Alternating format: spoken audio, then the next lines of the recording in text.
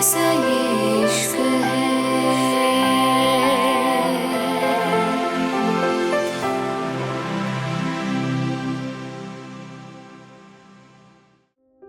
मुंबई। सुबह के करीब 5 बजे रूहानी की आंख खुल गई थी। वो इस आलीशान कमरे में अकेली थी। उसके आसपास कोई नहीं था। उसने गहरी सांस लेके अपने भारी लहंगे को देखा था। उसका डिजाइनर महंगा लहंगा उसके जिस्म की खूबसूरती को और ज्यादा बढ़ा रहा था। रूहानी ने कुछ कपड़े लिए और वॉशरूम में घुस गई थी। वो जब नहा के आई, उसका चेहरा बहुत ज्यादा चमक रहा था। उसको समझ नहीं आ रहा था अपने ससुराल वालों को कैसे बताए ये चेहरा उसका असली चेहरा है। उसने कोई मेकअप नहीं लगाया।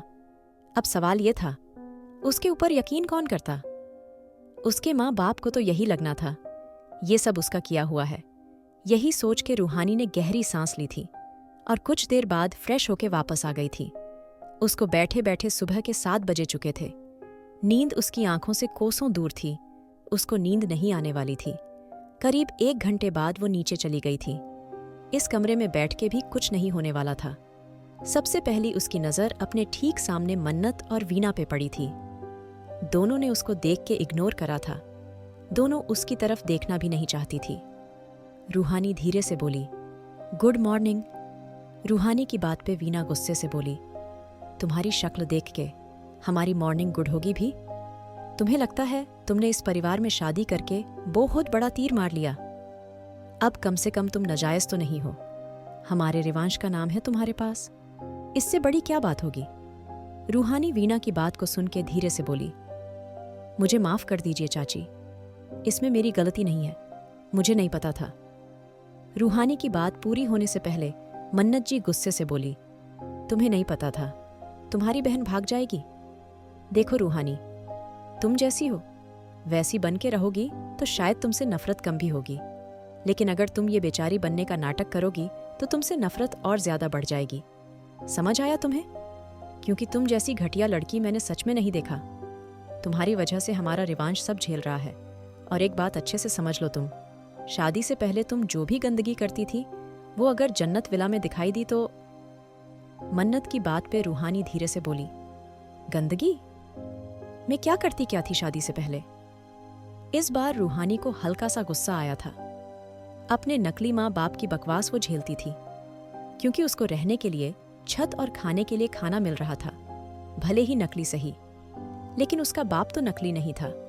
लेकिन ये लोग जिनसे वो कुछ दिन पहले सही से मिली है, वो उसको क्यों ये सब बोल रहे थे? अगर वो उसको यहां से निकालना चाहते हैं तो निकाल दे। उसको कौन सा इस घर में रहना है? यही सब सोच के रूहानी के मुंह से जवाब निकल गया था जब मन्नत गुस्से से बोली, ये मुझे तुम्हें बताने की जरूरत नहीं है रूहानी, इसलिए बेहतर होगा अपनी बकवास बंद करो और इस परिवार के तौर तरीके सीख लो। इस परिवार में बहुओं को कैद करके नहीं रखा जाता, लेकिन वो बहुएं भी इज्जतदार खानदान की इज्जतदार लड़कियां होती हैं। तुम्हारी तरह नहीं होती। वो हमारे साथ सबसे बड़ा मजाक हुआ है। तुम जैसी लड़की हमारे घर की बहू बनी है, लेकिन पहले ही शेखावत परिवार का तमाशा बन चुका है।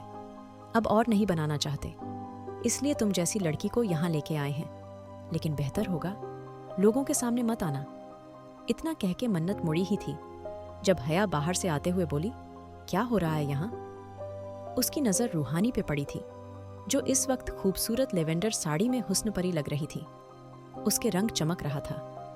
हया धीरे से बोली, माँ चाची का समझ आता है, लेकिन आप भी ऐसी बातें करने लगी कब से? हया हैरानी से बोली। तो मन्नत भी उसकी टोन में बोली, तुम्हें अपने बेटे की फिक्र नहीं है? लेकिन मुझे अपने पोते की फिक्र है। उसका हाल देखा तुमने? अपनी सास की अजीब बात पे हया गुस्से से बोली, तो उसके हाल से किसी का क्या लेना देना? इसमें रूहानी की गलती है? मेरी गलती है? उसके ये हाल उसकी वजह से, उसके प्यार की वजह से हुआ है। माँ तो उसको खुद संभलने दीजिए। मैंने या रूहानी ने राव्या को नहीं भगाया, और रूहानी मेरी बहू है। जिस प्यार से आप मुझे इस घर में लाई थी, जिस प्यार से आप रुद्राक्ष से मेरे लिए लड़ जाती थी, तो मुझे मेरी बहू को वहीं प्यार देने दीजिए। उसको जरूरत है मेरी। आप शायद राव्या के ख्यालों में हैं, लेकिन वो अपनी जिंदगी एंजॉय कर रही है, आपके पोते की फिक्र नहीं। उसको वो खुश है अपनी जिंदगी में। और रही बात रूहानी की, तो जिसको आप इतना कुछ कह रही है, वो शेखावत परिवार की इज्जत बचाने में। सबसे आगे है। अगर रूहानी वक्त पे शादी ना करती तो आज टीवी मीडिया पे शेखावत परिवार नीलाम होता। हैया की बात पे मन्नत खामोश हो गई थी। उसको जवाब नहीं मिल रहा था, लेकिन हैया की बात अभी पूरी नहीं हुई थी। वो थोड़ा रुक के बोली, क्या मैं जान सकती हूँ कौन से गलत काम की बात कर रही हैं आप? अगर आपको किसी ने दी बातें बता दी तो आपने मान लिया? मुझे नहीं लगता मेरी बहू ऐसा कुछ कर सकती है। कभी सुनी सुनाई बातों से हट के इंसान की आंखों में देख के यकीन करना सीखिए। माँ और आप करती भी थी, मैं नहीं जानती। इस बीच आपको क्या हुआ? लेकिन रूहानी मेरी बहू है। मेरी इकलौती बहू कोई 2-3 बहुएं नहीं आएगी मेरी, इसलिए मेरी बहू मेरी सर आंखों पे है। इस परिवार के हर इंसान से ये एक्सपेक्ट करूंगी वो रूहानी को इज्जत दे। अगर कोई रूहानी की बेइज्जती करेगा तो वो मेरी बेइज्जती होगी। अब आप देख लीजिए माँ, अगर आपको अपनी बहू की बेइज्जती नहीं करनी तो मेरी बहू की बेइज्जती भी मत करिए। हैया की बात से जैसे मन्नत और वीना हैरान सी रह गई थी। तभी वीना धीरे से बोली, हैया, इस परिवार के लोगों से तो तुम जबरदस्ती इस लड़की की इज्जत जरा लोगी, और बाकी का क्या होगा? रिवांश इसकी शक्ल नहीं देखना चाहता, उसको कैसे मनाओगी? अगर रिवांश ने उसके साथ कुछ गलत कर दिया, क्योंकि उसका गुस्सा शायद तुम नहीं जानती। वीना की बात पे हैया आराम से बोली, वो इन दोनों की जिंदगी है चाची, और मैं चाहती हूं वो रूहानी खुद संभालें, क्योंकि सब कुछ जल्दबाजी में हुआ है। और मैं अपने बेटे को अच्छा नहीं कह रही है। मेरा अपना बेटा बहुत ज्यादा बुरा है। शायद ये उसकी परवरिश का असर है जो उसकी सोच इतनी घटिया हो चुकी है। कुछ उसकी परवरिश और कुछ उसको लोग ऐसे मिले हैं जिन्होंने उसके दिमाग में सिर्फ गलत चीजें भरी हैं। लेकिन कोई बात नहीं, अब जाने दीजिए। मैं उसका बचपन नहीं संवार सकती, लेकिन शायद रूहानी उसको जरूर संवार दे। हैया की बात पे वीना गुस्से से बोली, परवरिश से क्या मतलब है हैया तुम्हारा? रिवांश को मैंने पाला है तो मेरी परवरिश के सवाल उठा रही हो?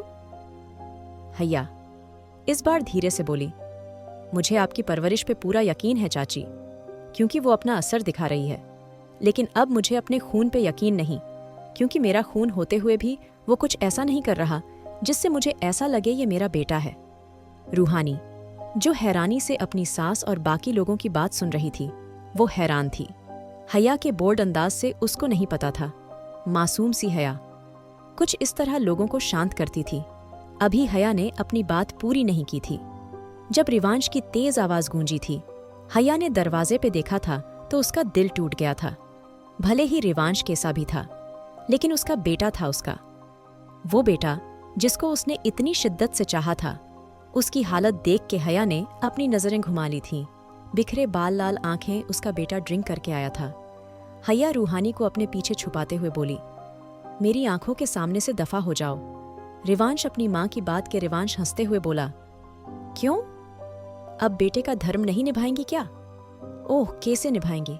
अब क्योंकि अब आपको ये नाजायज गंदगी जो मिल गई, अब डेढ़ और आपको बेटी की कोई चाह नहीं होगी। किसी का गंदा खून आने घर पे रखेंगे। अब रिवांश की बात पे हैया गुस्से से चीखी, मैंने कहा यहां से दफा हो जाओ। हैया इतनी तेज चीखी थी, मन्नत और वीना भी डर गई थी।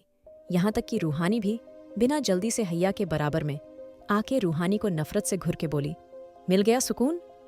माँ बेटे के बीच भी नफरत डाल दी। तुम सच में बहुत ज्यादा बुरी हो लड़की। वीना की बात के हैया उसका हाथ झटकते हुए बोली, बस करिए आप। वीना इस बार जल्दी से बोली, हैया शांत हो जाओ। देखो तुम गुस्से में हो और तुम कैसे रिवांश से बात कर रही हो। बेटा है तुम्हारा इकलौता बेटा। अगर तुम्हारी बहुएं 2-3 नहीं तो बेटे कितने हैं? वीना की बात के रिवांश हैया के पास आते हुए बोली, आप शुरू से यही चाहती थी ना? इस नाजायज का दर्द आपको अपना लग रहा है। और मैं कौन हूं? I hate you mom. मुझे नफरत होती है। आप मेरी माँ हैं। I really hate you. Rivansh की बात पे हैया बिना कुछ कहे अपनी आंखों में आंसू लेके चली गई थी। रिवांश ने नफरत से रूहानी को देखा था। रिवांश रूहानी के कांधों को गुस्से से दबाते हुए बोला, ये है तुम्हारी असलियत। जहां जाती हो वहां मनहूसियत डालती हो। खुद का कोई अपना नहीं है तो आज मेरी मॉम को भी मुझसे छीन लिया तुमने। रिवांश की बात के मन्नत रिवांश को रूहानी से दूर करते हुए बोली, रिवांश बेटा शांत हो जाओ। लेकिन रिवांश अभी मूड में नहीं था। वो इस बार धीरे से बोला, रूहानी, इस घर में तुम्हारा एक एक दिन इतना बुरा होगा तुम पछताओगी, याद रखना। मेरी बात और तुम्हारा टाइम अभी से शुरू होता है। इतना कह के रिवांश गुस्से से चीखा, सब स्टाफ अभी मेरे सामने आओ। सब के सब। रिवांश की आवाज पे सब लोग लाइन से सर झुका के खड़े हो गए थे। मन्नत और वीना दोनों हैरानी से रिवांश को देख रहे थे। दोनों को नहीं पता था वो क्या चाहता था।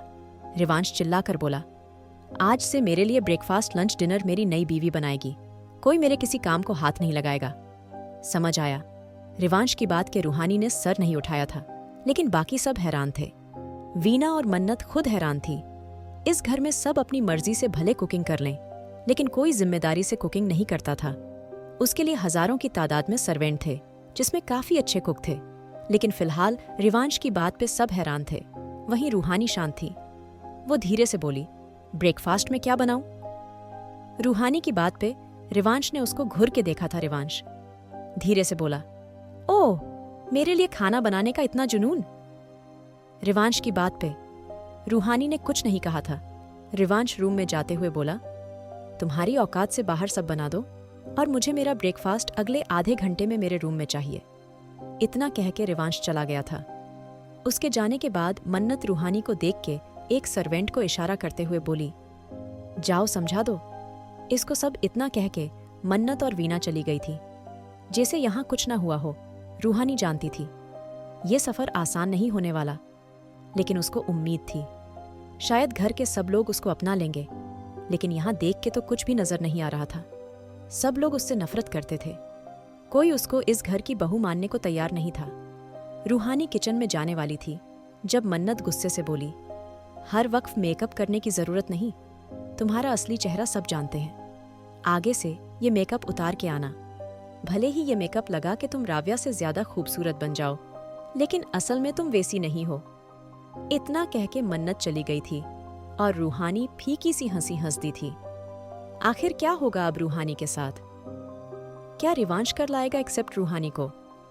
जानने के लिए सुनिए married to cold hearted billionaire. और अगर आपको एपिसोड पसंद आया तो लाइक, शेयर और सब्सक्राइब करना न भूलें।